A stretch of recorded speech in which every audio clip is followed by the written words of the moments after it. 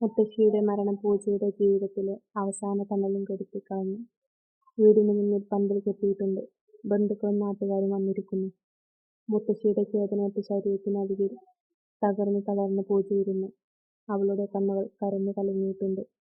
ആരുടെയൊക്കെയോ വാക്കുകൾ അവളുടെ ചെവിയിൽ പതിഞ്ഞുകൊണ്ടിരുന്നു. പാവം മുത്തശ്ശിയായിരുന്നു അവളുടെ ഏക ആശ്രയം. ഇനി ഈ കുട്ടി എന്തു ചെയ്യും? പാർവതി മെല്ലെ അവൾക്കടുത്തേക്ക് വന്നു. എന്തിനാ ഇങ്ങനെ നാട്ടുകാരെ കാണിക്കാൻ കരയുന്നത്? മുത്തശ്ശി മരിച്ചതോടെ നിന്റെ ആയുസ് ഇവിടെ തീർന്നു എന്ന് കരുതിയോ? ചടങ്ങുകൾ കഴിഞ്ഞാട്ടെ, നിനക്കുള്ളത് ഞാൻ തരുന്നുണ്ട്. അവർ ശബ്ദം താഴ്ത്തിക്കൊണ്ട് അവളുടെ ചെവിക്കരികിൽ മുരണ്ടു. പൂജ ഒന്നും മിണ്ടിയില്ല. മുത്തശ്ശിയുടെ കൈകളിൽ കൈ ചേർത്ത് പിടിച്ച് അവൾ അവസാനമായി മുട്ടി. തനിക്ക് സ്നേഹം തന്ന ഒരേയൊരു ഹൃദയസ്പന്ദനം നിലച്ചിരിക്കുന്നു. ചടങ്ങുകൾക്ക് ശേഷം രാത്രി ആളുകളെല്ലാം പോയി. വീട് വീണ്ടും നിശബ്ദമായി. ഹാളിന്റെ നടുവിൽ പാർവതിയും വിച്ചുവും നിതയും ഇരിക്കുന്നു. പൂജ മുറ്റത്ത് വിളക്ക് വെച്ച് അകത്തേക്ക് കയറി. ഇങ്ങോട്ട് നിൽക്കു പൂജേ, നീ ആ നേഴ്സ് യൂണിഫോം അലക്കി പെട്ടിയിൽ വെച്ചോണം. നാളെ മുതൽ നീ ഹോസ്പിറ്റലിൽ പോകുന്നില്ല. പൂജ ഞെട്ടലോടെ അവരെ നോക്കി. എന്താ ചേച്ചിയമ്മ ഈ പറയുന്നത്? മുത്തശ്ശി മരിച്ച സങ്കടത്തിലാണ് ഞാൻ. ജോലിക്ക് പോയി നീ ആരെ കാണിക്കാനാണ്? നിനക്ക് കിട്ടുന്ന ആ തുച്ഛമായ ശമ്പളം കൊണ്ട് ഞങ്ങൾക്കൊന്നും ആവാനില്ല. ഇനി മുതൽ ഈ വീട്ടിലെ പണികൾ മുഴുവൻ നീ ചെയ്യണം. പണിക്കാരെ വെക്കാൻ ഞങ്ങൾക്ക് കാശില്ല. വിച്ചുവിന്റെ ശബ്ദം ഉയർന്നു. അതെ, രാവിലെ 5 മണിക്ക് എഴുന്നേൽക്കണം, മുറ്റമടിക്കണം, പശുവിനെ നോക്കണം, ഞങ്ങളുടെ വസ്ത്രങ്ങൾ അലക്കണം. മുത്തശ്ശി ഉണ്ടായിരുന്നപ്പോൾ നീ ഇവിടെ കൊച്ചു തമ്പുരാട്ടിയായി നടന്നു. ഇനിയത് നടക്കില്ല. നിതയും പരിഹാസത്തോടെ പറഞ്ഞു. ചേച്ചിയമ്മേ, ഞാൻ ഒരുപാട് പഠിച്ചാഗ്രഹിച്ചു നേടിയ ജോലിയല്ലേ എനിക്ക് എന്റെ ജോലി. പാർവതിയുടെ കൈകൾ അവളുടെ തുടുത്ത കവിളിൽ ആഞ്ഞു പതിഞ്ഞു. വായടയ്ക്കടി, നീ ആരുടെ പാപത്തിൽ ഉണ്ടായവളാണ്? നിന്നെ ഇവിടെ താമസിപ്പിക്കുന്നത് തന്നെ വലിയ കാര്യം. അനുസരണക്കേട് കാണിച്ചാൽ ഈ രാത്രി തന്നെ നിന്നെ ഞാൻ തെരുവിലേക്ക് ഇറക്കിവിടും. പോകടി അടുക്കളയിലേക്ക്. പൂജ കവിളിൽ കൈവച്ച് വിങ്ങിപ്പൊട്ടുകൊണ്ട് അടുക്കളയിലേക്ക് ഓടി.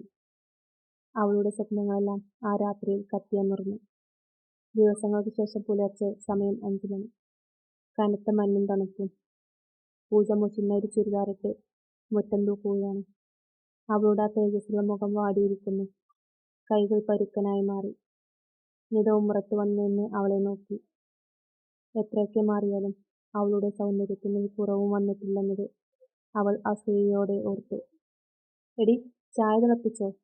വിച്ചുവിന് ടൗണിൽ പോകാൻ സമയമായി. വേഗം ചെന്ന് അവന് കുളിക്കാൻ വെള്ളം വെക്ക്. പൂജ വേഗത്തിൽ അകത്തേക്കോടി. അടുപ്പിലെ പുക കൊണ്ട് അവളുടെ കണ്ണുകൾ നീറുന്നുണ്ട്. നേഴ്സായിരുന്നപ്പോൾ അവൾ ഉപയോഗിച്ചിരുന്ന സ്റ്റെതസ്കോപ്പും യൂണിഫോമും ഒരു പഴയ ചാക്കിൽ കെട്ടി അടുക്കളയുടെ മൂലയിൽ കിടക്കുന്നത് അവൾ വേദനയോടെ നോക്കി. പാർവതിയും മക്കളും ഉച്ചഭക്ഷണം കഴിക്കുന്ന തിരക്കിലാണ്. പൂജ ഒരു മൂലയിൽ നിന്ന് അവർക്ക് വിളമ്പി കൊടുക്കുന്നു. അമ്മേ, ഈ സാമ്പാറിന് ഉപ്പ് കുറവാണല്ലോ. ഇവൾക്ക് വല്ല പണിയും മര്യാദയ്ക്ക് അറിയാമോ? വിച്ചു ദേഷ്യത്തോടെ പറഞ്ഞു.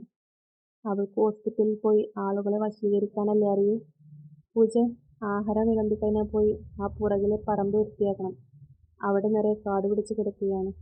പാർവതി അവളെ നോക്കി. ചേച്ചിയമ്മേ, എനിക്ക് തല കറങ്ങുന്നത് പോലെ തോന്നുന്നു. രാവിലെ മുതൽ ഒന്നും കഴിച്ചിട്ടില്ല. ഓ, തുടങ്ങിയല്ലോ അഭിനയം. ഞങ്ങൾ കഴിച്ച് ബാക്കി വരുന്നത് കഴിച്ചാൽ മതി. അതല്ലേ നിന്റെ യോഗ്യത. പൂജയുടെ കണ്ണിൽ നിന്നും ഒരു തുള്ളി കണ്ണുനീർ തറയിൽ വീണു. അവൾ വേച്ച് അടുക്കളയിലേക്ക് നടന്നു. അവിടെ ബാക്കി വന്ന കരി പിടിച്ച ചട്ടിയിലെ കുറച്ച് കഞ്ഞിവെള്ളം കുടിച്ചവൾ വിശപ്പടക്കി.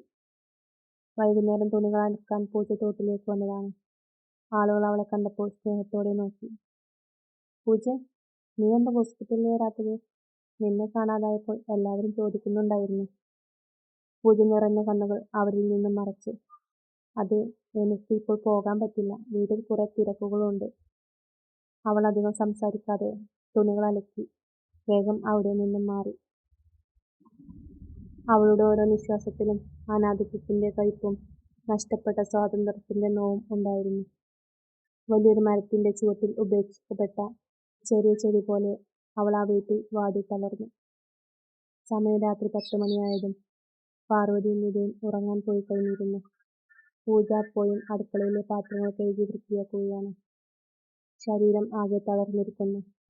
അവൾ വിളക്കണച്ച് തന്റെ ചെറിയ മുറിയിലേക്ക് നടക്കാൻ തുടങ്ങുമ്പോഴാണ് ഇരുട്ടിൽ ഒരാൾ നിൽക്കുന്നത് ശ്രദ്ധിച്ചത്.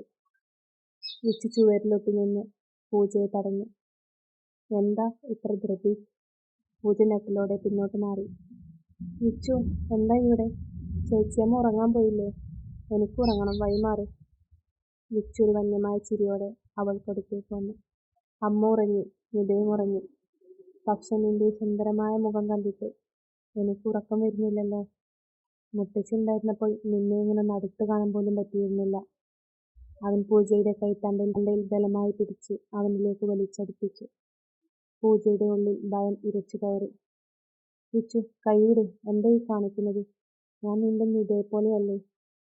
വിച്ചു അവളുടെ മുഖത്തിനടുത്തേക്ക് മുഖമടുപ്പിച്ചു. പെങ്ങളോ? നീ ഞങ്ങളുടെ ആരുമല്ല പൂജെ. തെരുവിൽ നിന്ന് കിട്ടിയൊരു വെറും പെണ്ണ്. നിന്നെ സ്നേഹിക്കാൻ ആരുമില്ലെങ്കിലും ഞാൻ നിന്നെ നോക്കിക്കോളാം. പക്ഷെ ഞാൻ പറയുന്നത് നീ കേൾക്കണം. പൂജ അവന്റെ കൈ ശക്തിയായി തട്ടിമാറ്റി തന്റെ മുറിയിലേക്ക് ഓടിക്കയറി വാതിലടച്ചു. പുറത്ത് വിച്ചുവിന്റെ ക്രൂരമായ ചിരിയും വാതിലിലെ തട്ടലും കേട്ടു. അവൾ വാതിലിൽ ചാരിയിരുന്ന് കരഞ്ഞു. ആ രാത്രി അവൾക്കൊരു നിമിഷം പോലും കണ്ണടയ്ക്കാൻ കഴിഞ്ഞില്ല. പാർവതിയും നിതയും ഒരു കല്യാണത്തിന് പോകാൻ ഒരുങ്ങുകയായിരുന്നു. പട്ടുസാരിയും ആഭരണങ്ങളും അണിഞ്ഞ് അവർ കണ്ണാടിക്ക് മുൻപിൽ നിൽക്കുകയാണ്. പൂജെ, ഞങ്ങൾ വരാൻ വൈകും. അകത്തുള്ള പണികളെല്ലാം കഴിഞ്ഞിട്ട് പറമ്പിലേക്ക് ഇറങ്ങാവൂ. പിന്നെ വസ്ത്രങ്ങൾ ഇസ്തിരിയിട്ട് വെച്ചേക്കണം, ഒന്നുപോലും ബാക്കി വെച്ചേക്കരുത്. പൂജ തലയാട്ടി. വിച്ചു അവർക്കൊപ്പം പോകുന്നില്ലേ എന്ന് അവൾ പേടിയോടെ ചിന്തിച്ചു. പക്ഷെ വിച്ചു അവിടെ തന്നെ ഇരിക്കുന്നത് കണ്ടപ്പോൾ അവളുടെ ഹൃദയമിടിപ്പ് കൂടി. അമ്മ പോയിക്കോ, എനിക്ക് കുറച്ച് പണിയുണ്ട്, ഞാനിവിടെ ശ്രദ്ധിച്ചോളാം. വിച്ചു പാർവതിയെ നോക്കി. പാർവതിയും നിതയും പോയിക്കഴിഞ്ഞ് വീട് വിജനമായി. പൂജ വേഗത്തിൽ അടുക്കളയിൽ കയറി വാതിലടക്കാൻ നോക്കിയെങ്കിലും വിച്ചു അത് തടഞ്ഞു. വിച്ചു പൂജയുടെ നേരെ നടന്നു. പൂജ പേടിച്ച് വിറച്ച് പുറകിലേക്ക് മാറി. അവളുടെ കൈകളും കാലുകളും വിറച്ചു. എന്തിനാ പൂജ ഇങ്ങനെ പേടിക്കുന്നത്? നിന്നെ ആരും ഇല്ലാത്തവളാക്കിയത് ഞാനല്ലല്ലോ. നിനക്ക് സുഖമായി ഇവിടെ കഴിയണമെന്നുണ്ടെങ്കിൽ എന്നോട് സഹകരിച്ചാൽ മതി. പൂജ രോഷത്തോടെയും കരച്ചിലോടെയും അവന് നേർക്ക് ചീറി. വിച്ചു, നിനക്ക് നാണമില്ലേ? ഞാൻ ഈ വീട്ടിൽ ജോലി ചെയ്യുന്നത് നിന്റെ അമ്മയ്ക്കും നിനക്കും നിന്റെ അനിയത്തിക്കും വേണ്ടിയാണ്. എന്നെ ഇങ്ങനെ ദ്രോഹിക്കാൻ നിനക്ക് എങ്ങനെ തോന്നുന്നു? വിച്ചു പൂജയുടെ മുടിയിൽ കുത്തിപ്പിടിച്ചു. നല്ല വാക്കുകൾ പറഞ്ഞാൽ നീ കേൾക്കില്ലല്ലേ? അനാഥ പെണ്ണുങ്ങൾക്ക് ഇത്രയ്ക്ക് അഹങ്കാരം പാടില്ല. ഇവിടെ ആരുമില്ല നിന്നെ രക്ഷിക്കാൻ. അവൻ അവളെ ബലമായി പിടിച്ചു വലിച്ചു. പൂജ സർവ്വശക്തിയുമെടുത്ത് അവനെ തള്ളിമാറ്റി അടുക്കളയിലെ ഒരു കത്തി കയ്യിലെടുത്തു. അടുത്തു വരരുത്. നീ ഇനിയും എന്നെ തൊട്ടാൽ ഞാൻ എന്തും ചെയ്യും. ചാവാനും എനിക്ക് പേടിയില്ല. വിച്ചു ഒരു നിമിഷം പകച്ചു. ഓ, ചങ്കൂറ്റം കൂടിയല്ലേ? നീ എത്ര നാൾ ഇങ്ങനെ ഓടിക്കൊളിക്കുമെന്ന് എനിക്ക് കാണണം. ഈ വീട്ടിൽ നീ തനിച്ചാണ് പൂജ. ഓരോ നിമിഷവും ഞാൻ നിന്റെ നിഴലായി കൂടെയുണ്ടാകും. അവൻ ദേഷ്യത്തോടെ അവിടുന്ന് ഇറങ്ങിപ്പോയി. പൂജ കയ്യിലിരുന്ന കത്തി താഴെയിട്ട് നിലത്തിരുന്ന് വിങ്ങിപ്പൊട്ടി. ഒരു മാലാഖയെപ്പോലെ എല്ലാവരെയും ശുശ്രൂഷിച്ച കൈകൾ ഇന്ന് സ്വന്തം മാനം രക്ഷിക്കാൻ കത്തിയെടുക്കേണ്ടി വന്നിരിക്കുന്നു. കനത്ത വെയിലിൽ പൂജ പറമ്പിലെ പുല്ല് ചെത്തുകയാണ്. അവളുടെ കൈകളിൽ തയമ്പുകൾ വീണിരിക്കുന്നു. ശരീരം തളർന്ന് അവൾ ഒരു മരച്ചുവട്ടിൽ ഇരുന്നു. ദൈവമേ, എന്തിനാണ് എന്നെ ഇങ്ങനെയൊരു നരകത്തിലേക്ക് തള്ളിയിട്ടത്? മരിക്കാൻ പോലും അനുവാദം തരാത്തത് എന്താണ്? ദൂരെ നിന്ന് വിച്ചു അവളെ നിരീക്ഷിക്കുന്നുണ്ടായിരുന്നു. അവന്റെ നോട്ടം ഒരു വേട്ടക്കാരൻ്റെതായിരുന്നു. പാർവതിയും നിതയും ഗാഢനിദ്രയിലാണ്. പൂജ തന്റെ ചെറിയ മുറിയിൽ വാതിലടച്ച് പേടിയോടെ ഇരിക്കുകയാണ്. പെട്ടെന്ന് വാതിലിന്റെ വിടവിലൂടെ ഒരു കത്ത് അകത്തേക്ക് വീണു. പൂജ വിറക്കുന്ന കൈകളോടെ ആ കടലാസ് എടുത്തു നോക്കി. അതിൽ വിച്ചുവിന്റെ കൈപ്പടയായിരുന്നു. നീ എത്ര കാലം ഈ വാതിലിന് പിന്നിൽ ഒളിച്ചിരിക്കും? നിന്റെ ശ്വാസം പോലും എനിക്ക് കേൾക്കാം. അനുസരിച്ചില്ലെങ്കിൽ നിന്റെ ഹോസ്പിറ്റലിലെ സർട്ടിഫിക്കറ്റുകൾ എല്ലാം ഞാൻ കത്തിച്ചു കളയും. പിന്നെ നിനക്ക് തെരുവിലെ ഭിക്ഷക്കാരിയേക്കാൾ മോശം അവസ്ഥയാകും. പൂജ കടലാസ് നെഞ്ചോട് ചേർത്ത് വിങ്ങിപ്പൊട്ടി. തന്റെ ഏക സമ്പാദ്യമായ പഠിച്ച രേഖകൾ വിച്ചുവിന്റെ കയ്യിലാണ്. രാവിലെ പൂജ വലിയ പാത്രങ്ങളിൽ വെള്ളം കോരി നിറയ്ക്കുകയാണ്. അവളുടെ വെളുത്ത കൈകൾ വടം വലിച്ചു മുറിഞ്ഞിട്ടുണ്ട്. വിച്ചു ഉമ്മറത്തെ ചാരി കസേരയിൽ ഇരുന്ന് സിഗരറ്റ് വലിച്ചുകൊണ്ട് അവളെ തന്നെ നോക്കിയിരിക്കുന്നു. നിത വരാന്തയിലേക്ക് വന്നു. എടി പൂജെ, ആ വെള്ളം ഇങ്ങോട്ടെടുക്ക്, എനിക്ക് കുളിക്കാൻ. പിന്നെ എൻ്റെ മുറിയിലെ ഫാൻ കറങ്ങുന്നില്ല. നീ അതൊന്ന് തുടച്ച് വൃത്തിയാക്ക്. നിതാ, എനിക്കൊന്നിനും വയ്യ. തല കറങ്ങുന്നു. പൂജ തളർന്ന സ്വരത്തിൽ അവളോട് പറഞ്ഞു. പാർവതി അപ്പോഴാണ് അങ്ങോട്ട് വന്നത്. എന്താടി തല കറങ്ങുന്നു? നിനക്ക് വയറ്റിൽ ആഹാരം ചെല്ലുന്നതിൻ്റെ അഹങ്കാരമാണിത്. വിച്ചു, ഇവളെ ഇങ്ങനെയൊന്നും വിട്ടാൽ പറ്റില്ല. പണിയെടുക്കാത്തവർക്ക് ഈ വീട്ടിൽ ആഹാരമില്ല. അമ്മ വിഷമിക്കണ്ട, ഇവളെ പണിയെടുപ്പിക്കാൻ എനിക്കറിയാം. പൂജെ, ആ വെള്ളം കോരി വെച്ചിട്ട് സ്റ്റോർ റൂമിലേക്ക് വാ. അവിടെ കുറെ പഴയ സാധനങ്ങൾ മാറ്റാനുണ്ട്. വിച്ചു എഴുന്നേറ്റ് വന്ന് ക്രൂരമായ ഭാവത്തിൽ പറഞ്ഞു. പൂജയുടെ ഉള്ളിൽ അപായമണി മുഴങ്ങി. വിച്ചു തന്നെ അങ്ങോട്ട് വിളിക്കുന്നത് എന്തിനാണെന്ന് അവൾക്കറിയാം. പക്ഷെ പാർവതിയുടെ മുന്നിൽ വെച്ച് അവൾക്ക് എതിർക്കാൻ കഴിഞ്ഞില്ല. പൊടി പിടിച്ച പഴയ സാധനങ്ങൾക്കിടയിൽ പൂജ വിറയലോടെ നിന്നു. വിച്ചു അകത്തേക്ക് കയറി വാതിൽ ചാരി. അവൾ ഭയന്ന മൂലയിലേക്ക് ഒതുങ്ങി. ആ കത്ത് കണ്ടിട്ട് മറുപടിയൊന്നും പറഞ്ഞില്ലല്ലോ. നിനക്ക് നിന്റെ സർട്ടിഫിക്കറ്റുകൾ വേണോ? അതോ ഞാനത് അടുപ്പിലിടണോ? വിച്ചു, പ്ലീസ് എന്നെ വിട്. നിനക്ക് എന്നോട് ഇത്ര പക എന്തിനാണ്? വിച്ചു അവളുടെ താടിയിൽ ബലമായി പിടിച്ചുയർത്തി. പകയല്ലടി, ഇതാഗ്രഹമാണ്. നിന്റെ ഈ ഭംഗി, അതെനിക്കൊന്നറിയണം. പിന്നെ നിന്റെ ഈ അഹങ്കാരം ഒന്ന് തകർക്കണം. നീ ഞങ്ങളുടെ മുന്നിൽ മുട്ടുകുത്തണം. അവൻ അവളുടെ തോളിൽ നഖമായിട്ട് പിടിച്ചു. പൂജ വേദന കൊണ്ട് പുളഞ്ഞു. ആരും കേൾക്കാത്ത വിധം അവൾ വിങ്ങി. പുറത്ത് പാർവതിയുടെയും നിതയുടെയും സംസാരവും ചിരിയും കേൾക്കാം.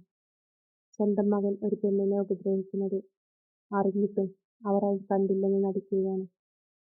വൈകുന്നേരം പൂജ നിലത്തിരുന്ന് തേങ്ങ ചിരകുകയാണ്. അവളുടെ കണ്ണുനീർ ചിറകിലേക്ക് വീഴുന്നുണ്ട്. കവിളിൽ വിച്ചുവിന്റെ കൈപ്പത്തി പതിഞ്ഞ ചുവന്ന പാടുണ്ട്. അപ്പോഴാണ് നിത അങ്ങോട്ട് വന്നത്. നിത പൂജയുടെ മുഖത്തെ പാടിലേക്ക് നോക്കി.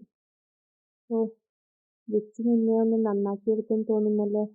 നല്ലത് തന്നെ. അടി കൊണ്ടാലേ നീ മര്യാദയ്ക്ക് നിൽക്കൂ. നിത, നീയെങ്കിലും എന്നെ ഒന്ന് സഹായിക്കൂ. വിച്ചു എന്നോട് മോശമായി. നിത അവളെ പരിഹസിച്ച് ചിരിച്ചു. മോശമായി പെരുമാറിയോ? എടി, നീ ഒരു അനാഥയല്ലേ. വിച്ചു നിന്നെ ഒന്ന് തൊട്ടാൽ അതിലെന്താ ഇത്ര വലിയ കാര്യം? നീ അവന്റെ കാല് പിടിക്കണം. ഈ വീടിന്റെ പടിക്ക് പുറത്തിറങ്ങാൻ നിനക്ക് ധൈര്യമുണ്ടോ? ഇല്ലല്ലോ. അപ്പോൾ മിണ്ടാതെ കിടന്നു കൊടുക്കാൻ പഠിക്കണം. സ്വന്തം വർഗത്തിൽപ്പെട്ട ഒരു പെണ്ണ് ഇങ്ങനെ പറയുന്നത് കേട്ടപ്പോൾ പൂജയ്ക്ക് മരിക്കാൻ തോന്നി. ലോകം എത്ര ക്രൂരമാണെന്ന് അവൾ തിരിച്ചറിയുകയായിരുന്നു. പൂജ തന്റെ മുറിയിലെ തറയിൽ ചുരുണ്ടു കിടക്കുകയാണ്. ജനാലയിലൂടെ അമ്പലത്തിലെ വിളക്കുകൾ ദൂരെ നിന്ന് തിളങ്ങുന്നത് അവൾ നോക്കി നിന്നു. അവൾ പതുക്കെ കൈകൾ കൂപ്പി. ദൈവമേ, മുത്തശ്ശി പോയപ്പോൾ എന്നെയും കൂടെ കൊണ്ടുപോകാമായിരുന്നു. ഈ നരകത്തിൽ എനിക്ക് രക്ഷ വേണ്ട. ഈ വേദന സഹിക്കാൻ എനിക്ക് വയ്യ. പുറത്ത് വിച്ചുവിന്റെ കാൽപ്പെരുമാറ്റം കേട്ടതും പൂജ പേടിയോടെ പുതപ്പിനുള്ളിലേക്ക് ഒളിച്ചു. ആ രാത്രിയും അവൾക്കൊരു പേടി സ്വപ്നമായി മാറി.